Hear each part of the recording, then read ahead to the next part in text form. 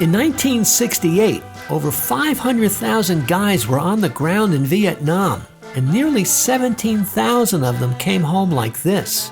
Civil rights leader Martin Luther King was killed in Memphis, Tennessee, and ignited riots in cities across America. Presidential candidate Bobby Kennedy was killed too, which sent thousands more into the streets and provoked more societal upheaval. Earlier norms and institutions were being challenged, especially by the young, which was soon reflected in popular music.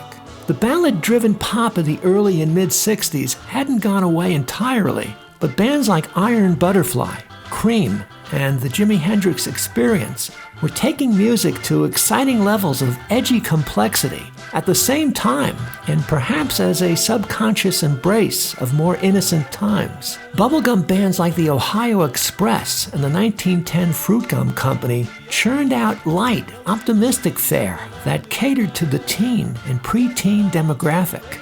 Into this maelstrom of unrest and creativity, a group of Beatle-inspired 15-year-olds from Long Island started a band that was just beginning to play high school dances and parties. Through an almost unbelievable series of unlikely events, the boys came to the notice of national hit-making singing act Jay and the Americans, who signed them to a management deal and renamed them the Tuneful Trolley.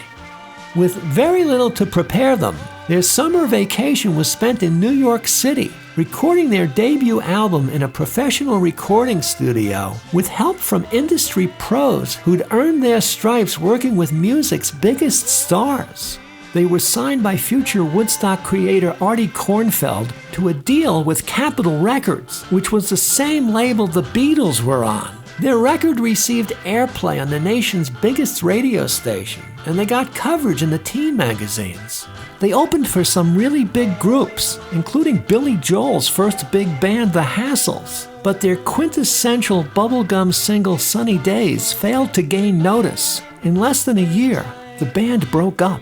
But nearly 5 decades after they'd gone their separate ways, it was announced that they were going to have a reunion concert to celebrate the 50th anniversary of their record's release. The Tuneful Trolley documentary follows the band as they prepare for the show and gauges their feelings about the experience and its effect on their lives. For the first time, how the group came by their unlikely shot at the big time is fully explained, along with theories of what went wrong and why.